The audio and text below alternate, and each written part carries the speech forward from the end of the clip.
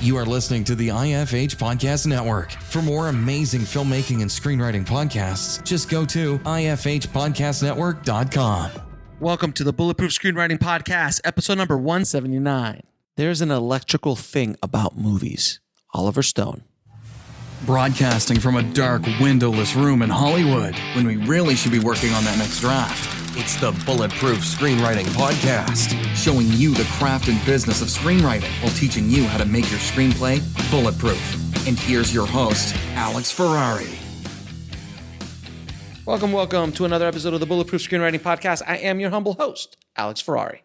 Now, today's show is sponsored by Bulletproof Script Coverage.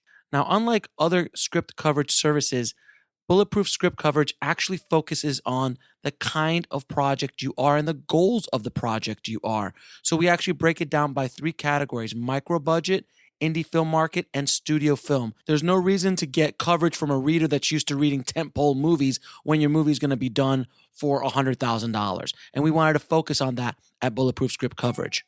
Our readers have worked with Marvel Studios, CAA, WME, NBC, HBO, Disney, Scott Free, Warner Brothers, The Blacklist, and many, many more. So if you need your screenplay or TV script covered by professional readers, head on over to covermyscreenplay.com. Today's show is also sponsored by Indie Film Hustle Pro, our private and growing community for filmmakers and screenwriters.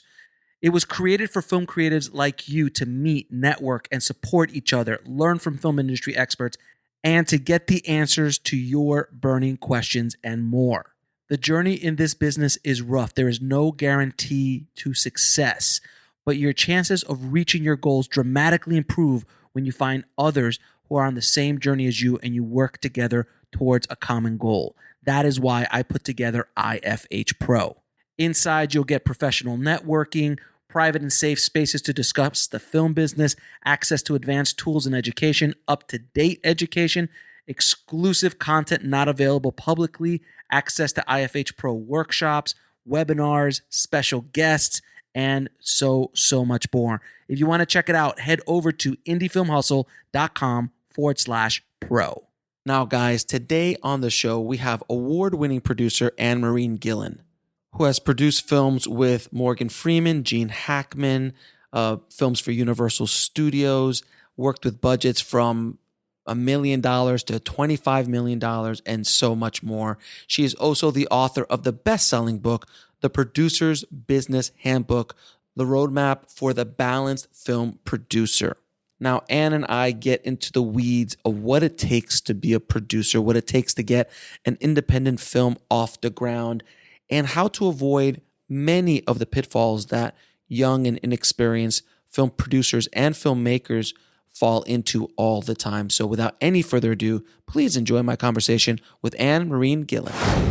I'd like to welcome to the show Marie Gillen. How you doing, Marie? I'm doing great. Thank you so much, Alex. I just have both of my vaccinations and passed my 2-week incubation period, so I'm almost normal. Almost. My wife and I are just almost there. We're in the go F yourself category right now, but we're almost to the edge. We're like, and it's so sad for us because we're just right on the border of like, no, not yet. But as of this recording, in about a week or so, we should be able to jump on. Beautiful. So it's been a crazy, it's been a crazy year and change. It has affected not only the world, but it's just thrown our business upside down in the way we do business, as the way we consume content, as the way we release content.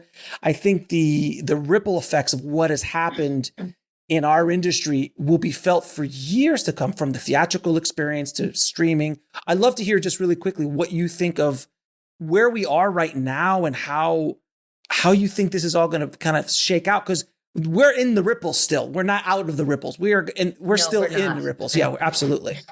But I think more than anything is, especially with how we consume, I think was because of COVID, was just launched very quickly 5-10 years ahead of the game plan. But it's where we were always headed. So that didn't surprise me too much. it certainly affected the theatrical way more than we would have if we hadn't have had COVID. But I do believe that will come back to a certain level. But To a it'll be certain level. much more. Yeah, the theatrical will. I don't think, it. I think when it comes to the indies and documentaries and things like that, I think it will be pretty much staying with the streaming, but the big event movies and visual effects kind of immersive movies, I think will come back very strongly when we can all go back to the theater, because we all desperately miss it. Oh, I miss going to the theater, but I don't know when I'll feel comfortable in the theater again. It's going to be a really I call it the hangover, the COVID hangover of just like being in a room with someone else without a mask on, a handshake. I was a hugger back in the day. I was a hugger. Like, you're like, hey, you say goodbye, you say hello. I'm Latino, so this is the way it is. So, just like, you give them a hug and you say goodbye.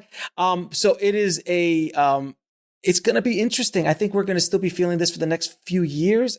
I don't think I don't think the theatrical experience will ever come back to its height prior. And it's been going down steadily. I mean, if it wasn't for Marvel, take Marvel out of the equation for the last decade. Oh yeah, take Disney and Marvel out. But why the numbers have stayed up is because the cost of the ticket has gone up. Right, it's inflated. The admissions have been slowly, kind of steadily, just ever so slightly going down. So it's gonna. I don't think you'll ever come back up. I think it'll eventually turn into a Broadway scenario where it's event films only.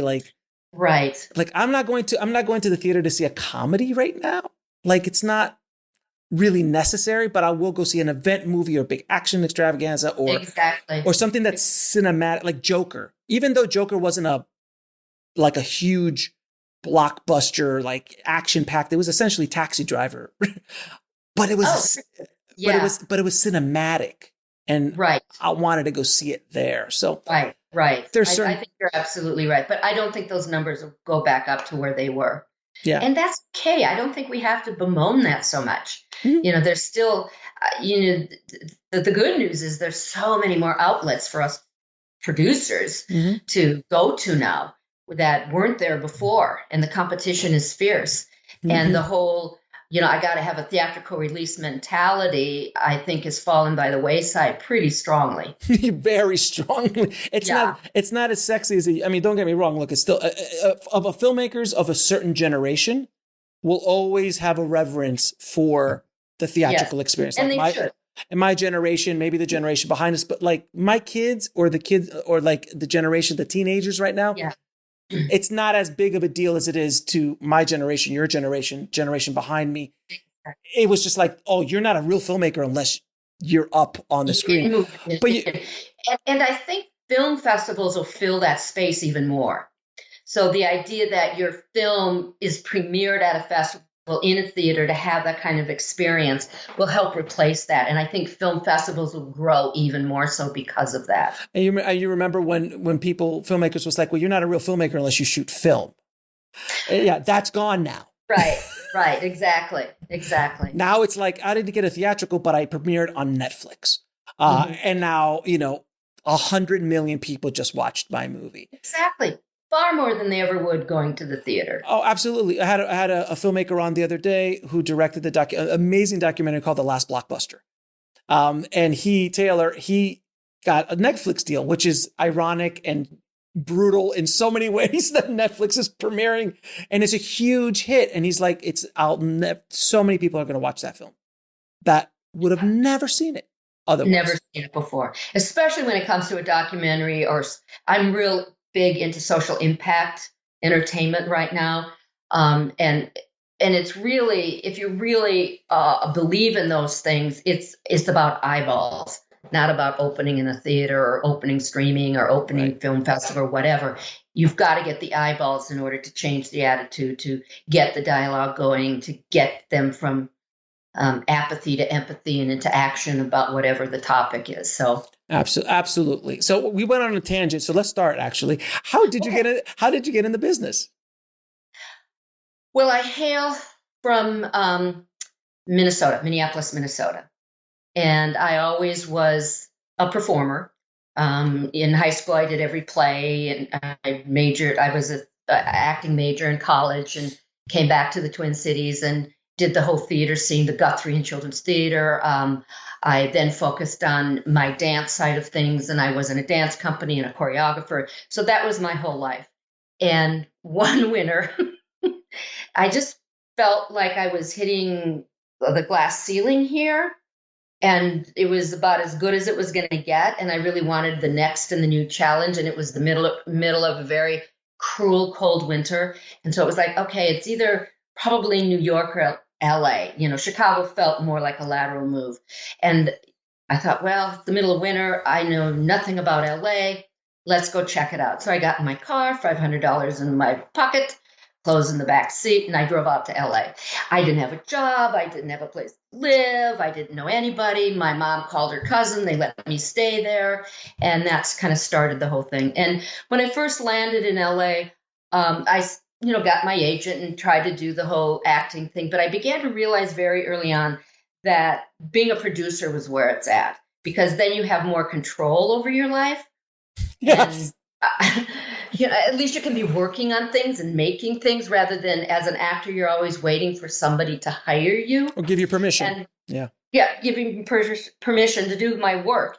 And actors in Minneapolis were still are, revered. You have a craft and a talent. And, in LA, it's like, you say you're an actor, well, where do you waitress? Etc. So I just didn't like the feel of it. So I thought, okay, I got to teach myself how to be a producer. How do I do that? So I started producing a workshop on how to produce film. And it was a couple hours a week, and it ran for 10 weeks. And I would start with development, and then go into financing, and then the production side of things, and then the marketing and the distribution. And of course, I didn't teach it. I just produced the event. And so I had to hire or ask guest speakers to come in each work who were experts in those areas. So I started combing the trades and finding people that were that, and I would ask them to come and speak. So I built up my Rolodex. I made a little money because I produced it. And I, of course, took every course. And I did it for like 2 years, every 10 weeks. Do it again, do it again, do it again. So that basically was my BA in filmmaking.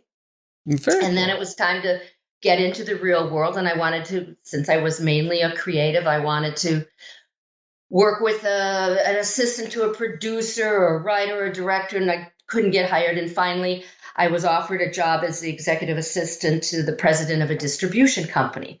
And I didn't know anything about it, but he just needed somebody very organized and talented like me. So I took the job. He offered it to me. And it was with a company that no longer exists, but they should have been another Miramax or New Line. It was called Hemdale. Oh, I remember Hemdale. Of course I remember Hemdale. Yeah, in the 80s, late 80s. Oh my God, what did they release? They released a bunch of great. I worked in a video store in the 80s and the 90s, so I remember the logo very much. And you didn't have sleeves. You had the plastic boxes on the VHSs. I remember the white. Right. Yeah. I remember. So the 3 years that I was there, we won 12 Academy Awards, Platoon, Bush, as Emperor Salvador. So there I am, this little peon, with my ears glued to the phones and to the meetings, and I just sucked it in, and it taught me as a producer that 50% is making your movie and 50% is marketing and distribution. And you've got to focus on the marketing and distribution and who your audience is when you're in development, or even before you even option anything and put your time and money into it. Mm-hmm. And another thing that it really began to teach me, it was film financing. They pioneered, or were one of the pioneers of the model where you would put up your own P&A and do a rent-a system. And back then, like you were just saying, you worked in the video store. If you could guarantee a certain level of theatrical release with the P&A commitment, you pretty much got 50 to 75% advance for your home video, because they were desperate for anything. Oh, anything. Video stores. So the majority of their money went into the print and advertising and renting a studio system to release their movies. And then if there was a shortfall, they would put some money into the production side of things. So when I left there and started my first company, that was my business plan. I just pretty much replicated that business plan. And at the time, the money was coming out of Asia, and I found a Japanese investor, very wealthy Japanese investor. He was kind of the Bill Gates of Japan. And he bought into this concept, which was smart and what was happening then. And he was my financial business partner, and that's how I made my first movie, executive produced my first movie, which was Fried Green Tomatoes. And Nice. it was one of those projects that, when I read it, you laugh, you cry, It was a wonderful film. I remember it. It was a wonderful film. But it was like, oh, well, it's a female-driven project. It really doesn't have major stars. Oh, you've got the race story. It's a period piece. Yes, it's beautifully written, but no. So they weren't able to get it made. So I came on board and I said, I'm going to roll my company on this. And because we could get, and then we went to Universal for the theatrical release, doing a rent a system with me putting up the P&A. And eventually, when they started seeing the dailies and everything, they went back and renegotiated, bought us out of the P&A position, and the rest pretty much is movie history from there. Yeah, that was released by Universal, if I remember. Universal. Correctly. Yeah. So that was a big. I remember that was a big release. It did very well at our video store. It did very well at our video store, our mom and pop video store. It's still doing very well. It's amazing that to this day, yes. To this day, it's still probably you're getting nice residual checks coming in. So that's remarkable. Now you also wrote my MFA in film. Now you wrote a book called The Producer's Handbook, right? It's called The Producer's Business Handbook. Okay. And I think it's in its fourth edition, third edition. Mm-hmm. I forget. But yeah, so it basically, through all this, there, by putting that course together, by being at Hemdale when I was, and by having to do this business plan and all this financing, I had to learn it all. Nobody taught me that. And it's really hard to learn it even in school to this day, the financing side of it. Very much so. So throughout the years, I just had to, educate myself to this. And I remember when I was at Hemdale, their in-house attorney left. And so I said, well, I'll sit in all the meetings and take the notes. So in all the legal meetings, I was there and I would just quietly take notes. And then I'd call my dad, who was an attorney, and I go, Dad, pro rata, peri passu, how do I spell it? What's it mean? And, just began to learn the language of film financing. And so once I became more of an expert in this arena, I thought, I don't want to, it shouldn't be that hard to get this information. So, put this book together with John Lee. He had written the first edition and we did the second and third. And it's, with what's gone on in the last 3 to 5 years, we still need to do another edition to keep it up to date. But a lot of the stuff still has stayed the same. There's still pre-sales and estimates and completion and So I get yes, there is certain things that have stayed in place, but in today's marketplace, from my experience in the business, the sales and the distribution side of things, sales have just really dried up in a way that, when I say dried up, I mean it's like in the 80s, people were printing money. In the 90s and the early 2000s, all just like Sniper 7. Yes. Just put out Sniper 7. It's already pre-sold and you got 3 million on DVD. Like those days are so gone, and the marketplace is shifting so much now that unless you have really bankable, like extremely bankable stars and genres, it's almost impossible to really recoup money. So as a producer, from what I've seen in the distribution space, there are certain genres, there are certain talent, excluding the Anomaly, excluding the Sundance, whatever, or the film festival darling, that really doesn't even happen as much as it used to back in the 90s. So how do you as a producer in today's world kind of guarantee, because even pre-sales, again, without the proper star and genre, because you could put Nicolas Cage in a certain kind of genre, he doesn't sell nearly as much as if you put him in an action or something like that. Or Stallone in a drama doesn't really move the needle as much. So I just would love to hear your take on that. Well, you're right. And that's the end of the podcast. End scene. We're done. And that's the end of it. All right. That answers no question. It's always something. I've been doing this for 25 plus years. It's always something.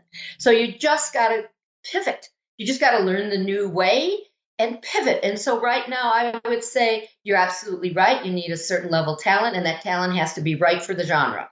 You gave a perfect example. You have to have the right budget level for the reasons you're talking about. We'll be right back after a word from our sponsor. And now back to the show.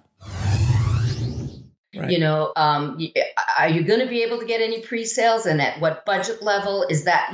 So all those things come into play. So certainly as somebody that's more about quality than like just straight horror or something, or your quality versus product. And there's a balance between the two. I married the two. Right, it's a balance between the two. My moniker is balanced producer, okay? So you've got, and it's a three-legged stool. You got to give equal to the creative and the distribution and the money. And anytime one outweighs the other, it's somehow lopsided. So, how do you creatively answer those problems? So as an example, when I go for casting, there's me and my director's wish list. There's the casting people that come up with interesting ideas, and I kind of combine the two. And then I go to my international sales agent, and they give me and they're totally different. And so you got to figure out what's the right balance for that movie and that marketability. And there's also like a bit of delusion I found, because I do a lot of consulting and coaching and distribution. And there's filmmakers who come out with, they're like, look, I want to get Nick. I'm going to just use Nick as an example. Sure. I want to get Nick Cage involved. I'm like, okay. And I know producers and directors who have gotten Nick on a $5 million movie, $6 million movie. In certain genres, it kind of like a horror-ish action genre. And that works at that budget level. But a lot of times they'll like come up with an idea and they want Nick involved, and like, it's going to cost you $40 million. And I'm like, no, that star at that budget range, there has to be more than just Nick attached for that to make sense financially. There has to be other cast. Yeah. The director needs to have some sort of presence. Like a Joe Carnahan can bring out a movie at $40 million with, a Frank Grillo and, a Nick Cage. Like that monitor makes sense because of the pre-sales that those guys come up together, and then Joe and his whole thing.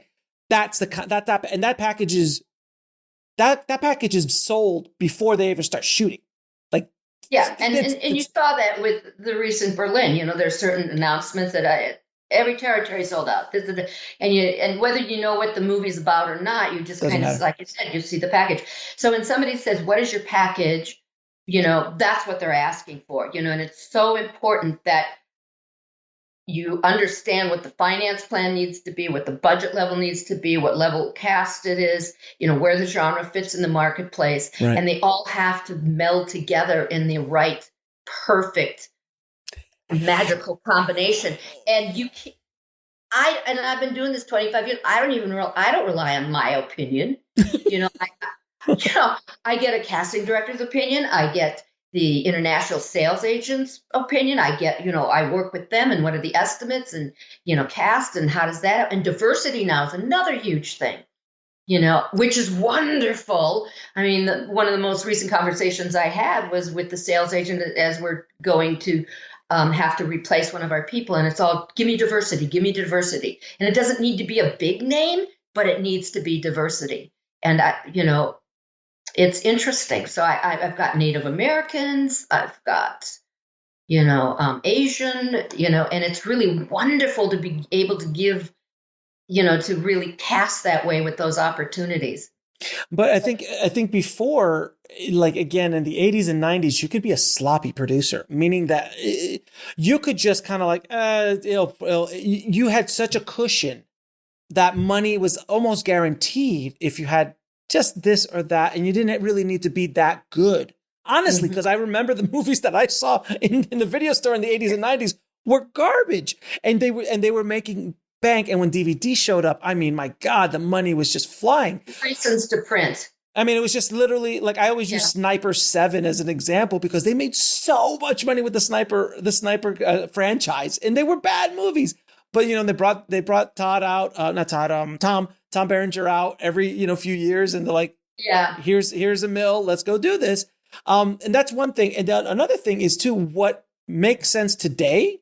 So let's say right now, a certain actor is hot. Well, when you started that movie, he might have been hot, but something might have happened in the next 12 months. And a perfect example is I had producers. I won't use the actor's name, but a lot of people I've spoken about this actor before. Nothing against the actor. He's an actor who works a lot. And he's not a huge star, but he's a name and a face. And he's bankable to a certain budget. But he made that year 17 movies.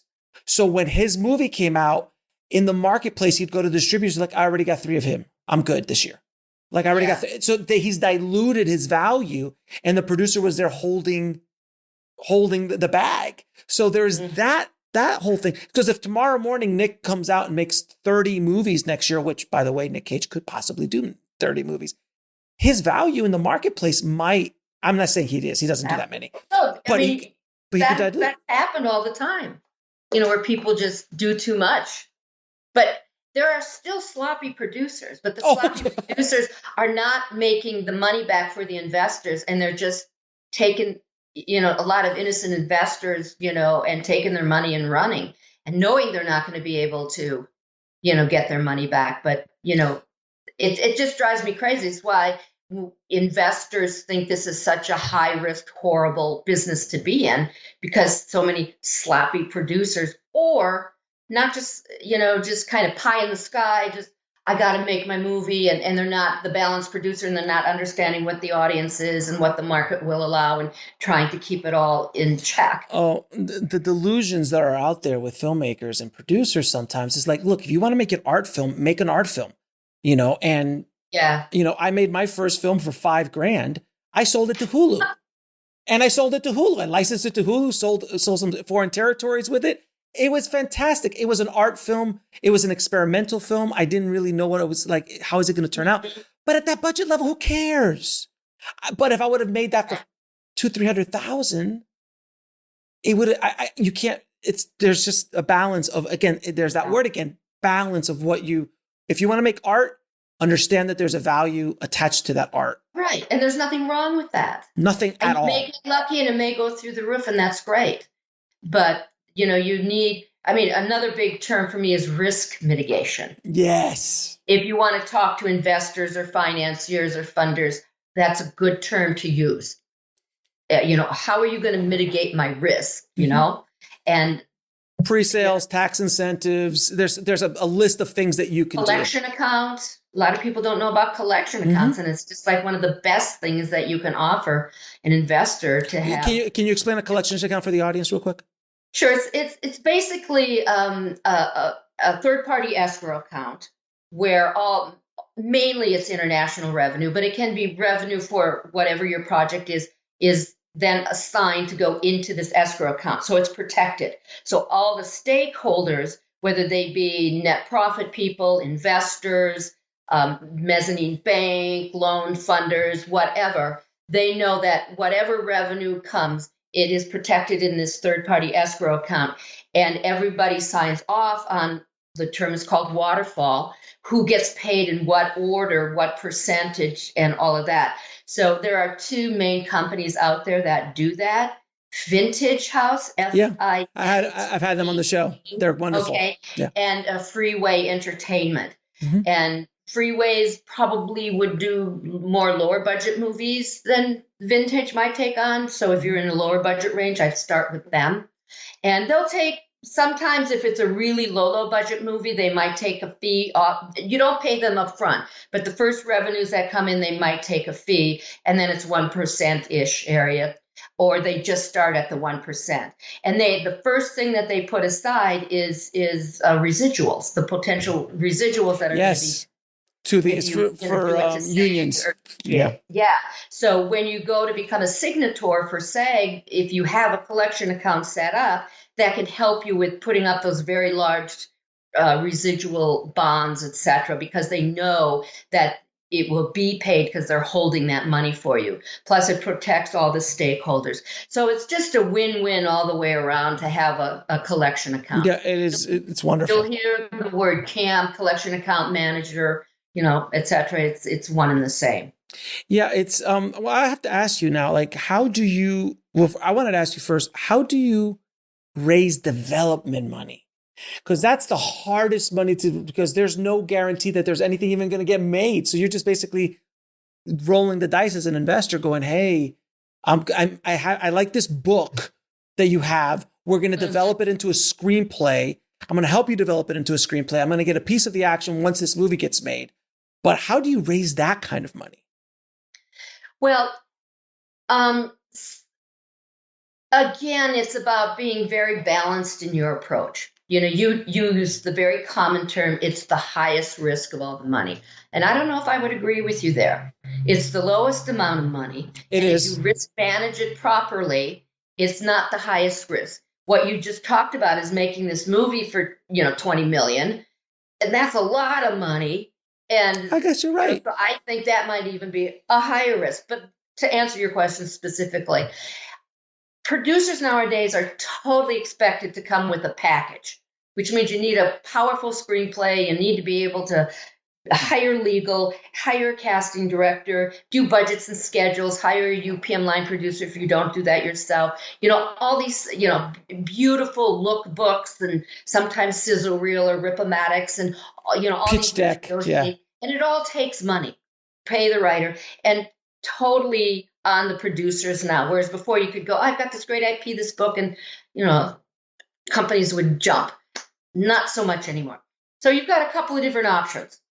One is to go to a company that already has development money or a first look deal with a network or a streamer or whatever. So for instance, if it's a great book that you're going after, and a really powerful lead, interesting role for an actress of a certain age, I go through Variety Insight and find out who's got deals at all these different streamers or networks, and the actors that would be right for it. I do my research to make sure that they have a real production company. Many just have a name, where you want to be sure there are people there that they have a partner, they have a creative executive, and then I try to pitch the creative executive, and then they would bring it to their first look. So that's one model. And you can do that with directors, writers, showrunners, actors, etc. Then, and the toughest model is you do it yourself. Yeah. And you bootstrap. You bootstrap it. And I'm sure we've all done that on some level. And then there's put the proper business plan together and get a development fund together. And you really have to, again, risk mitigate the approach. So the way that and it's really spelled out a whole chapter of it is in the book about development financing. And you want to do it in steps. Okay. So you put together a finance plan or costs of what you think you're going to need. So there's legal, there's the writing of the screenplays, there's casting director, there's the UPM, there's visual materials, there's all that line item stuff. I don't like to put too often money for myself, because that's my skin in the game. And so, if I wouldn't approach it that, oh, great, I'll be able to live off this money while now I'm a real producer as I develop. That's a little difficult, but you can put something in there for that. And then you make sure that each step of the way you're test marketing it. So the first thing that I do is I run comparables from the last 5 to 7 years to see what else out there in this genre, in this level, budget that I'm thinking of, director that I'm thinking of level, the type of cast, what has worked, what hasn't worked, more importantly, and why hasn't it worked? And I want to be sure that the way I'm planning all of this, is fitting into the specificity of what the marketplace might allow for. Once I've done that, I call that green light. Okay. And I run the numbers, for the internal, that's the concept, the internal green light. The internal green light. That's right. So I track, what the budget level was for that movie, how wide a screen it opened on, what was the widest screen it finally opened on, because that tells you the spread of the P&A. So did it open on 5 screens and then it went to 300? That's a whole different level than if it opens on 3,200. And then that's the most it ever opens on, because you're spending 25, 35 million right out of the gate just to opening weekend. So I track that, what the genre is, what the level of talent is, director and lead cast. And I got to go to the year that it was released, not who they are now. So I've got to go back 5, 7 years to contemplate who they are now, what the rating was, because, if I'm thinking I'm going to deliver a PG movie and all the comps I have are R, it throws everything off. So I look for the trailers that they use. I look for the visuals, the posters, and all of that, the taglines. So I have this massive spreadsheet where I'm tracking like 30 comps with all this information, really educating myself to where this material might fall.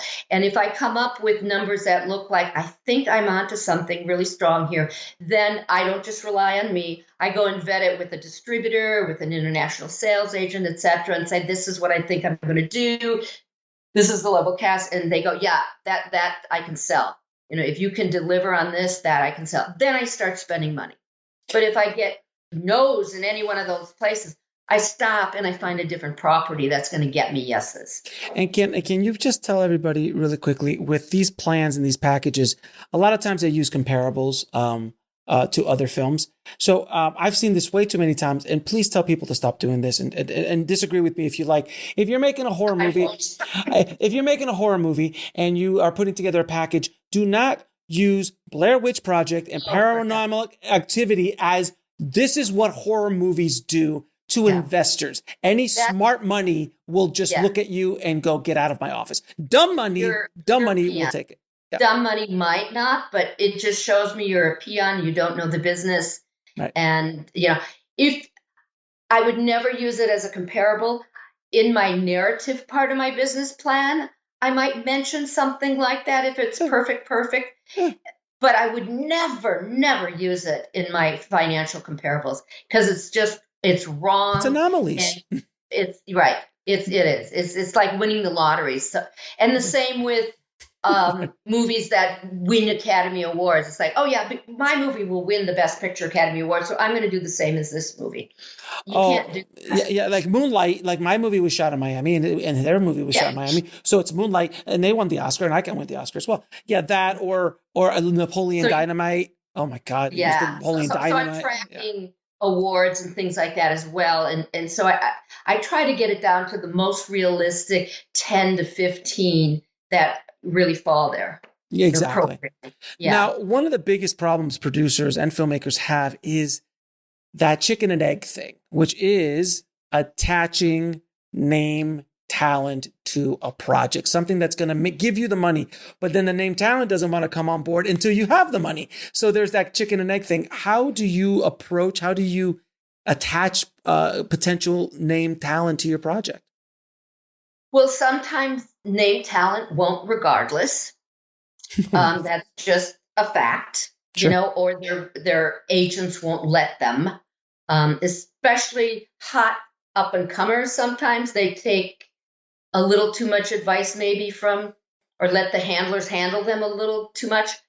So there's nothing you can do about that. But some of the things you can do, it helps to have a casting director. Mm-hmm.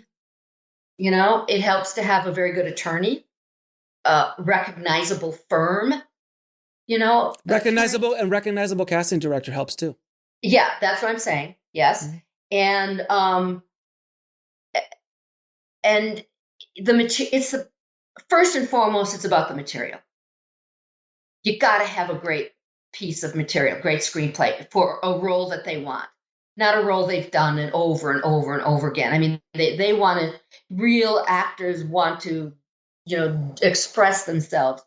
take on something that they haven't done before. So a lot of times I really, if I'm going to have to go out for actors at a very early stage and use them, I want to think outside the box a little bit more. So if they're known for comedy, but you know they've got the chops, offer like Robin Williams, Jim Carrey, right? Yeah, Jim Carrey. Give them the opportunity in a role that's very dramatic. When you know they can do it, they just haven't been given that opportunity. So they would come on board. And for a much lower quote. Much lower. Absolutely, because you can't pay him for, you can't pay Jim Carrey $20 million in the height of Dumb and Dumber to do Man. But if you want to do Man on the Moon, you could probably get him sometimes for scale if they really, really want to do it. Yeah. So it happens. And if the actor has a production company, it's a little easier because you're not necessarily going through the agent. You're going to the creative executive there. And, and they're going to come on board as a producer, and they'll have much more creative input and hands-on. We'll be right back after a word from our sponsor. And now back to the show.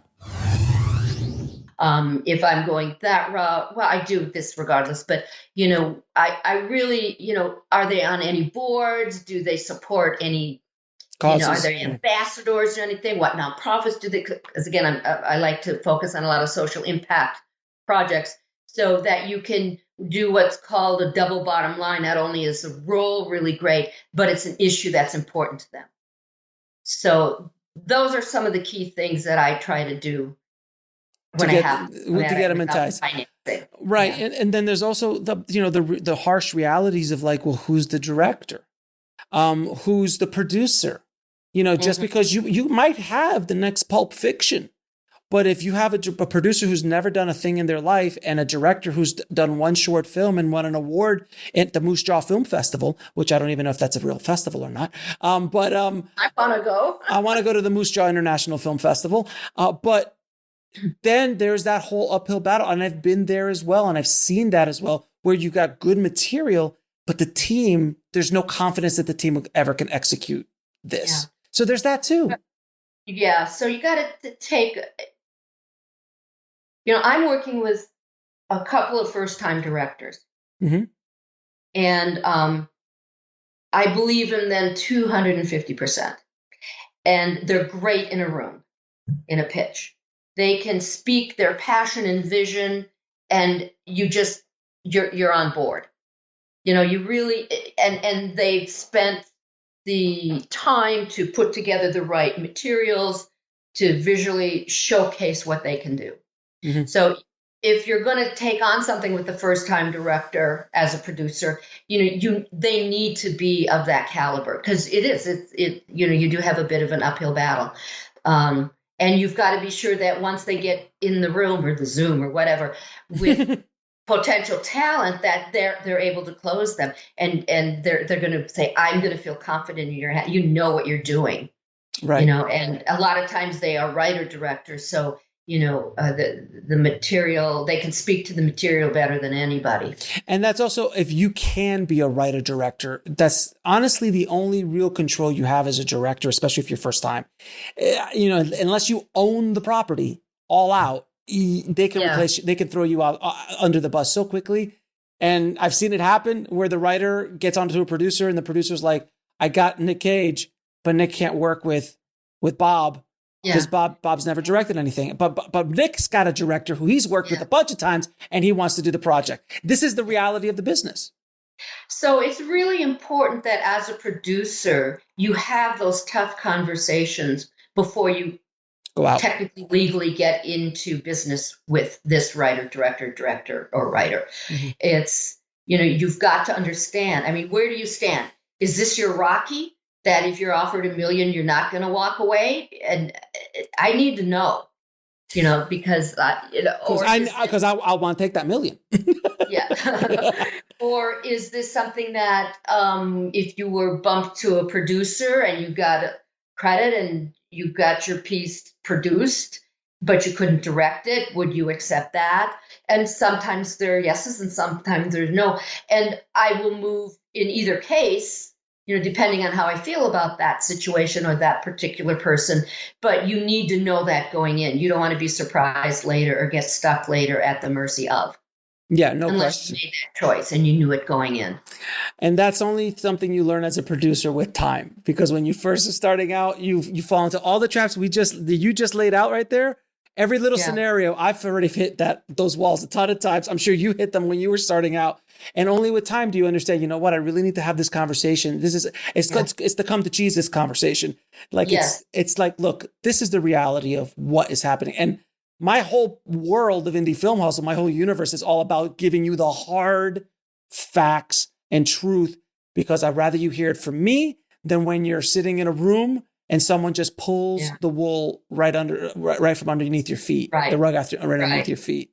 Would you say, I always say this, and I'd love to hear if you agree. I believe that my philosophy of this business is that every single person, no matter if you're Steven Spielberg, Kubrick, Hitchcock, or the lowest film student, all of us are going to get punched in the face, period. And we're going to get punched in the face multiple times in our careers. And they're going to come fast. They're going to come hard. Sometimes you won't see them coming. And it's only with time and hopefully some knowledge that it's not the question of if you'll get hit. It's a question when you'll get hit and how you'll get hit. And you have to start learning how to take the hit, especially early on, and keep going forward. And then as you get older, you might get a little wildly and you can start getting it to slip off you. And then occasionally you can get them to miss altogether or not even get into that conversation as you go down the road. But even pros who've been in this 20, 30 years, they still get surprised. And my job and my calling is to try to let everybody know you're going to get punched. Here's how to take the punch. Is that fair? Oh, absolutely. Everybody thinks that, once I get my first movie made, it's all golden from that. I forget the statistic, and I have it in one of my notes when I teach my finance class, but I think 98% of first-time filmmakers never make a second movie. Oh, yeah. Yeah, something horrific like that. It's just like, whoa. And for all those reasons you just stated, it's just like, you're going to be punched. And the question is, how quickly can you come back from it? Don't let it's going to knock you down and you got to bounce right back up and come back at it. And later when you look in your wounds, you go, okay, what just happened? How can I avoid that next time? Exactly. And but so many filmmakers have these stars in their eyes that they just don't even know that the punch is coming. And when they get hit once, they're out. They're out cold and they're out of the game. I mean, when I was talking to Oliver Stone on the show a while ago, I wasn't shocked, but he's like, I'm still hustling my movie. I'm still trying to get my movie made. I'm like, I was just going to say that. You're Oliver Stone. He's like, I'm Oliver Stone, but I'm still trying. It doesn't matter. It doesn't matter. Movie and it killed you to get it together. You did your 17th and it killed you to get it. There might be an odd one here and there where it just kind of falls in your lap and things happen and those are golden. But it's a constant battle to put it together. And 5 years from now, the whole finance plan is going to be different. And 5 years from there, it's going to change and there's going to be something else. And you got to constantly pivot and constantly relearn. And I remember initially just having to tweak. Because I was a creative, I didn't know economics and legal and all that. But you read my book and you think I was an attorney, a PhD of some sort. Yeah, I didn't know, and I hated it when I was in it, trying to figure it out and learn. I just hated it, and then I just kind of went, no, it's creative. Putting a finance plan and doing this is creative. And just with that little shift, and over time it gets bigger. So all day, every day, I am still being creative, because every time I get on the phone with somebody, I use my acting. It's like, who is that person? What is their tone like? Okay, I got to match their rhythm. And it could be, okay, what's going on? What do you need? Then I got to talk like this. Okay, this way. Or like with Alex, when we first started, so how you doing and what's going on? And you get, or whatever it is. Or they throw something at you, even though your agenda and your plan and your bullet points are right in front of you, and they throw something at you, you got to, improv. It's all those years of improv class, you never know what's going to come back. So to me, that's all just wonderfully creative. And when you used to go to meetings, it's like, how do I need to dress for that meeting? If it's a banker or financier, I got to look like I don't need the money. If it's a creative, I got to wear my creative clothes, and so you can't walk in. You can't walk into creative with a suit, and you can't walk into a bank with your khakis on and flip flops. Right, like in your jeans, in your jeans. It's not going to work. It's not going to work. Now, so you've been in the business for many years. I'm assuming that there was never been a negative experience with a distributor in your entire career, that everything is run smoothly. All the money is coming 110%. Everyone's been completely open with the reporting, and you've never had any issues whatsoever. Is this a fair statement, or am I completely off base? You're completely off base. I think I knew I would. To the point where the whole team just finally gave up. It's Goliath. David and Goliath is just like, they just throw another legal thing at you, and you run out of money. Your investors say it's enough already. I'm not spending any more legal money to try to track this down or get this. It's just enough. But I got to ask you. It's look, and my audience is very well aware of my feelings on distribution and what I've been able to do for them and getting the information out about distribution and predatory distributors and things like that.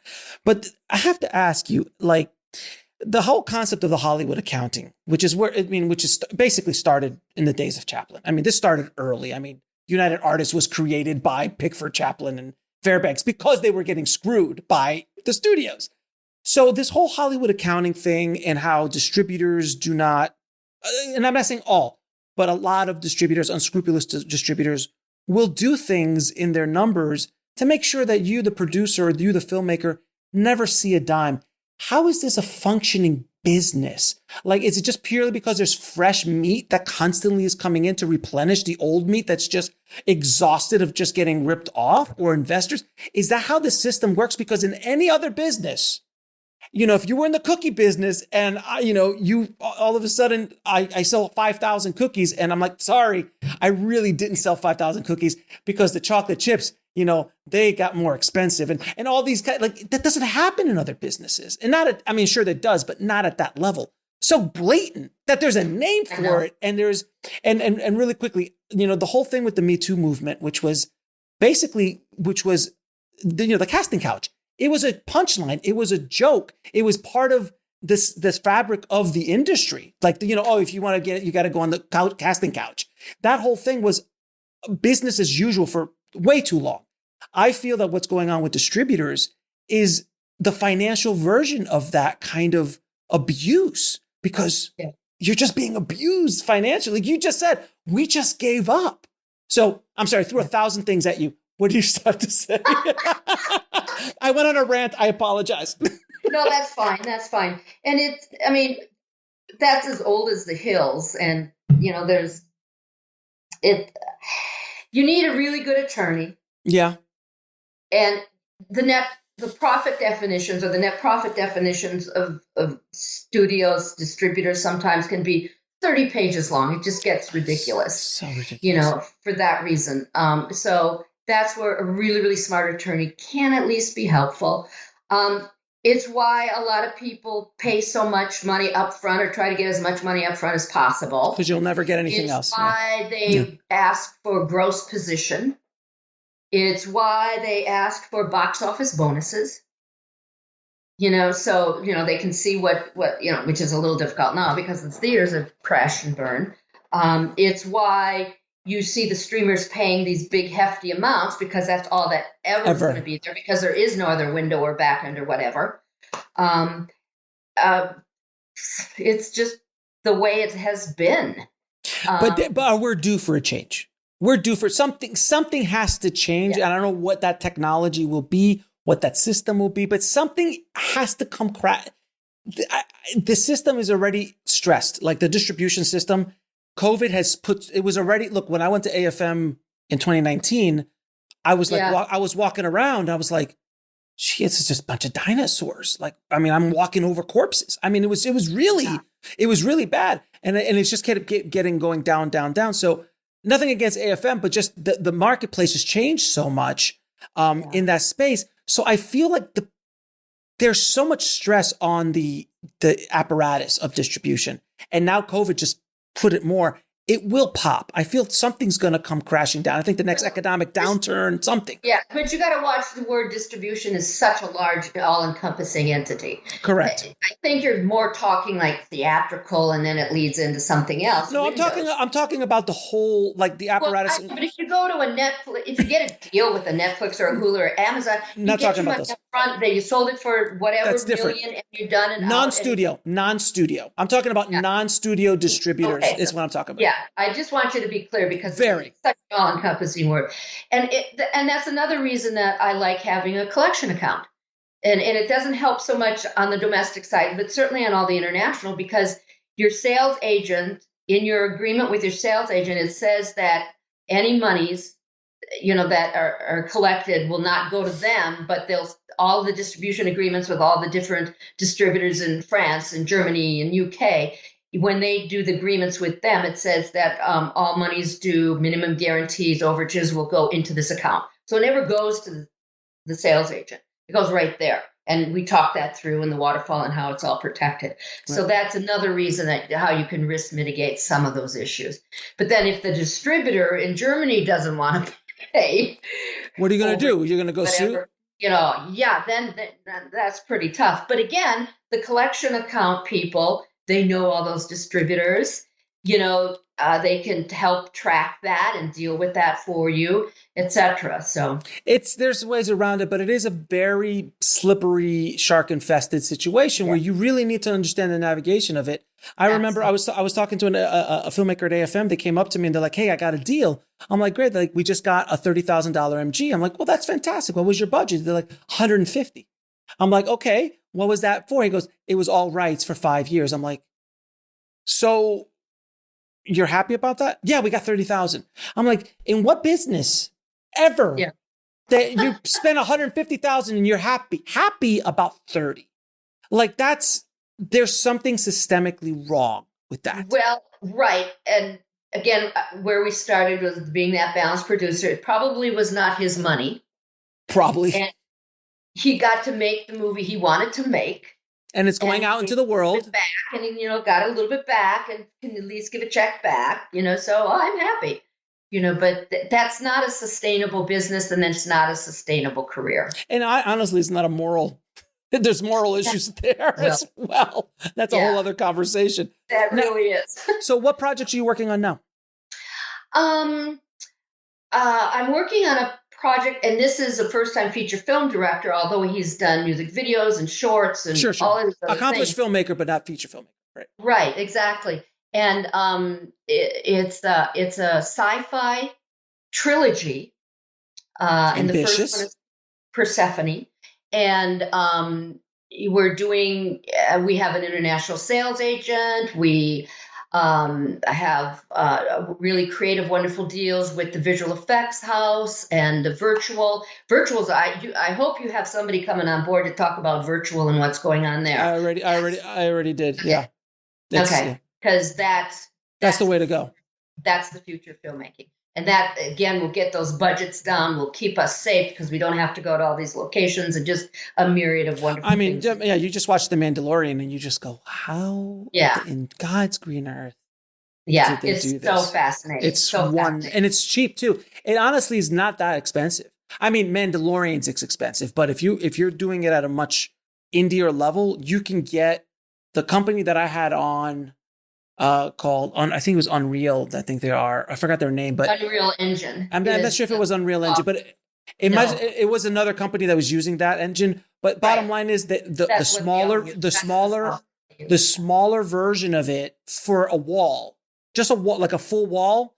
Yeah. $10,000 for the actual engine, and then whatever the screens cost. So under 20 grand, 30 grand, you've got a whole virtual set that you can use and build sets in front of and move. And it was fascinating. It's fascinating. Yeah, capture it all in camera, and you can stay on the sound stage. And it's great. It's great. Yeah. Well, that sounds exciting. The trilogy is being shot that way. That's amazing. That's going to be a lot of fun. Very excited about that and to use that technology. Now, I'm going to ask you a few questions I ask all my guests. What advice would you give a filmmaker trying to break into the business today? Material. Mm-hmm.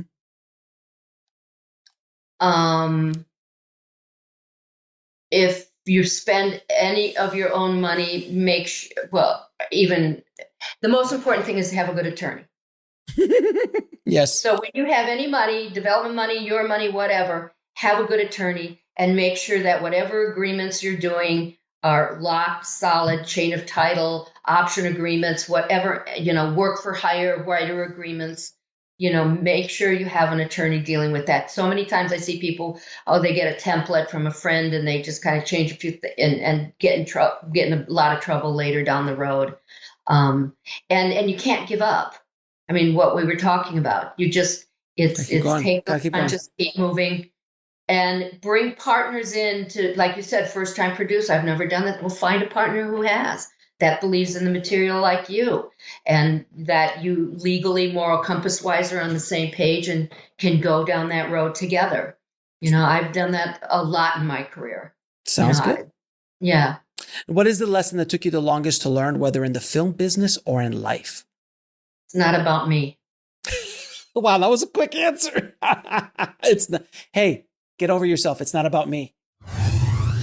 We'll be right back after a word from our sponsor. And now back to the show.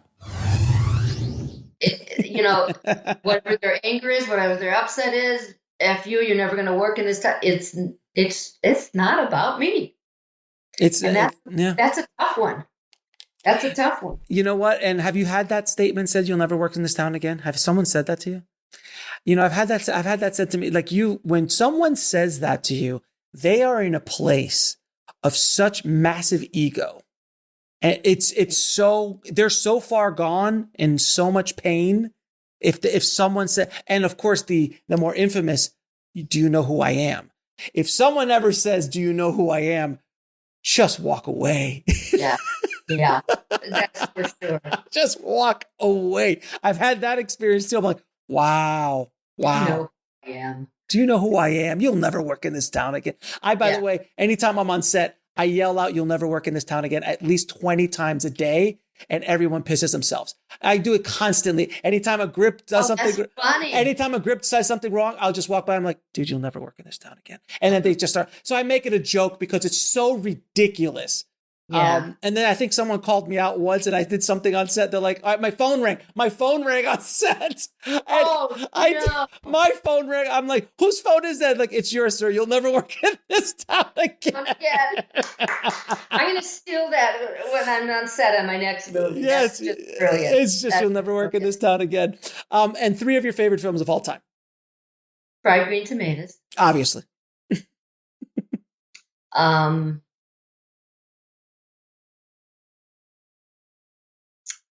I'm such a Singing in the Rain person. Okay. Just because I was directed musicals and actually that was my first goal coming out here was to do musicals. And I haven't done one yet. Well, the market's it's a little rough for the musicals. Not as much as it used to be in the 40s, in the 30s and 40s.